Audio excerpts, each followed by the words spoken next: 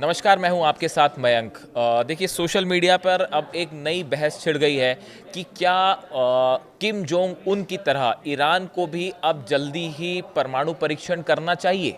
इसको लेकर लोगों की अलग अलग राय है। कुछ लोगों का कहना ऐसा है कि एक डिटरेंट के रूप में अगर आपके पास न्यूक्लियर बम होता है, एटम बम होता है, तो फिर कोई दूसरा देश आप पर हमला करने में हिचकिचाता है। तो कुछ लोगों का ऐसा कहना है कि ईरान को अब फौरन न्यूक्लियर टेस्ट करना चाहिए, जैसे कि किम जोंग उन ने किया। उसके बाद जो है जैसे किम जोंग उन या नॉर्थ कोरिया से लड़ना अमेरिका के लिए एक मुश्किल भरा कदम होगा। अब उसी तरह ईरान को भी न्यूक्लियर टेस्ट करना चाहिए। देखिए, हाल ही में एक नया बयान सामने आया है डोनाल्ड ट्रंप का, अमेरिका के राष्ट्रपति का।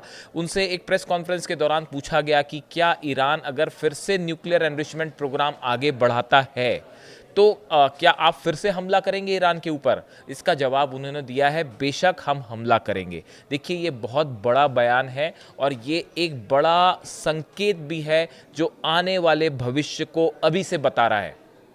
अगर आप मिडिल ईस्ट का इतिहास देखें, आप ईरान, अमेरिका और इजराइल के संबंधों को देखें, तो ऐसा लगता है कि जो सीज़ फायर हुआ है ये बहुत ही टेम्परेरी सीज़ फायर है और एक बड़े युद्ध की, बड़े जंग की आहट ऑलरेडी सुनाई देने लग गई है। बड़े जंग की दस्तक ऑलरेडी आपके दरवाजे पर है। देखिए, इसकी बड़ी वजह हम आपको बताते हैं। अली खामेनी साहब जो है सुप्रीम लीडर, इनका संदेश जो आया पूरी दुनिया ने सुना।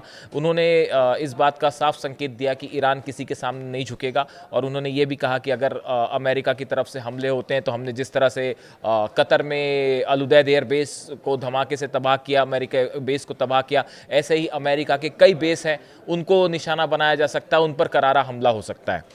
इसके बाद देखिए, डोनाल्ड ट्रंप का ये कहना कि अगर ईरान फिर से अपना परमाणु कार्यक्रम आगे बढ़ाता है या हमें ये लगता है कि वो फिर से न्यूक्लियर एनरिचमेंट कर रहा है तो हम फिर हमला करेंगे। ईरान की तरफ से ये बात साफ कही गई है। देखिए, ईरान की जो न्यूक्लियर प्रोग्राम के चीफ है, एटॉमिक एनर्जी चीफ है, उनकी तरफ से बयान सामने आ चुका है कि जो नुकसान ईरान को हुआ है उसको रिपेयर करने की कोशिश की जा रही है ताकि जल्द से जल्द प्रोग्राम फिर से शुरू किया जाए। न्यूक्लियर जो एनरिच्ड यूरेनियम है 400 किलो से ज़्यादा, वो कहाँ है इसके बारे में किसी को कुछ नहीं पता। ना अमेरिका को कोई जानकारी है फिलहाल, ना इजराइल को कोई जानकारी है। क्या वो न्यूक्लियर एनरिच्ड यूरेनियम जो है वो क्या अभी फोर्दो और इस्फहान या नतांज प्लांट के नीचे ही है या उसे वहाँ से हटाया जा चुका था। इस पे भी लोगों की अलग अलग राय है। कुछ लोगों का कहना है कि उसे हटाना संभव नहीं था और फोर्दो में ही नीचे है और सुरक्षित है। अब देखिए, ये जो भी स्थिति हो, बट एक बात साफ है कि ये जो एनरिच्ड यूरेनियम है ये ईरान के पास अभी तक है और सुरक्षित है।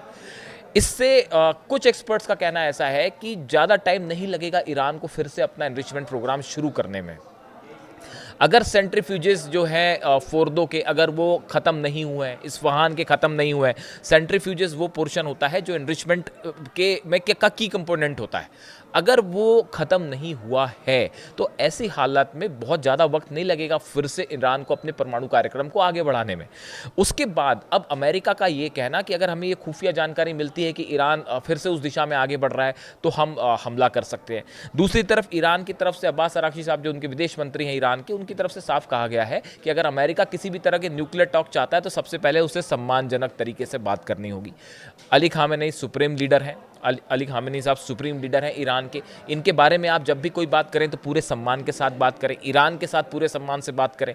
उसके बाद ही जो है, और दूसरी चीज़ बार बार ईरान ने बात दोहराई है कि जो न्यूक्लियर एनरिचमेंट का अधिकार है वो ईरान कतई नहीं छोड़ेगा। कि ईरान की तरफ से बात साफ कही जा चुकी है कि ईरान किसी भी कीमत में न्यूक्लियर एनरिचमेंट का अधिकार नहीं छोड़ेगा। इन हालात में अब क्या ईरान अगर आगे बढ़ता है उस दिशा में तो उसको लेके क्या प्रतिक्रिया होगी इजराइल की और क्या प्रतिक्रिया होगी अमेरिका की, ये बड़ी गौर करने वाली बात है। और इस लिहाज से देखिए, दो बातें सामने आ रही हैं।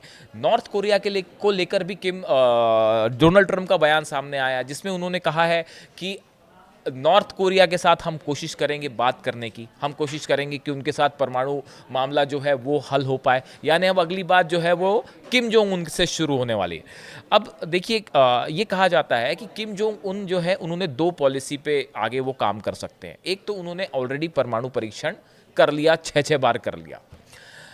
ट्रंप ने उनसे 3 बार मुलाकात की थी अपने पिछले टर्म में, और बताया जाता है कि पेपर्स भी इधर उधर आदान प्रदान हुए। लेकिन जब अमेरिका ने किम जोंग उन से कहा कि भाई आप अपना परमाणु बम छोड़ दीजिए, परमाणु कार्यक्रम रोक दीजिए, तो बात रुक गई और किम ने मना कर दिया इससे।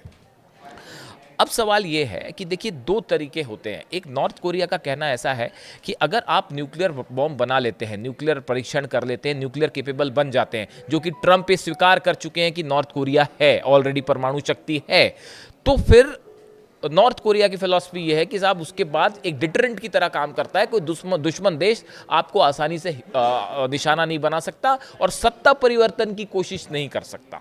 और दूसरा तरीका ये है कि किम जोंग उन जो चाहें, हो सकता है आगे कि अमेरिका से किसी तरह की बातचीत शुरू हो, लेकिन वहाँ भी स्थिति बिल्कुल वैसे ही है जैसे ईरान वाली है। और किम जोंग उन इस बात को लेकर बिल्कुल साफ है कि नॉर्थ कोरिया अपना परमाणु कार्यक्रम कतई नहीं रोकेगा।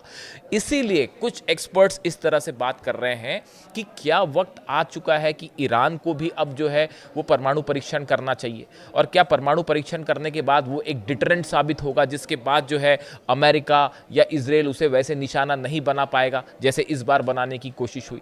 ईरान की तरफ से साफ है कि हम अपना परमाणु कार्यक्रम आगे जारी रखेंगे। इन हालात में सोशल मीडिया पे 2 तरह की राय हैं। एक, ईरान जो कह रहे हैं कि परमाणु परीक्षण करे, कुछ का कहना है कि अमेरिका के साथ बात करनी चाहिए। वो आगे पता चलेगा कुछ दिनों में कि ईरान किस दिशा में आगे बढ़ता है। लेकिन फिलहाल एक बात ये भी कही जा रही है, जैसा हमने शुरू की थी इस बात को, कि ये सीज फायर कितने दिन तक टिकेगा, और क्या ये ऑलरेडी, देखिए जिस तरह से ईरान के परमाणु प्लांट्स को ज़्यादा नुकसान नहीं हुआ है, इस तरह के भी खबरें आई। हो सकता है सेंट्रीफ्यूजेस भी सेफ हो सकता है कि उनका यूरेनियम जो प्रोग्राम है वो भी जल्दी शुरू करने की कोशिश करें। ऐसे में क्या एक बड़ी जंग फिर हो सकती है, और क्या ईरान और इजराइल दोनों इसकी तैयारी में जुट चुके हैं? ये कई सवाल हैं जिनके जवाब आने वाले दिनों में मिल सकते हैं।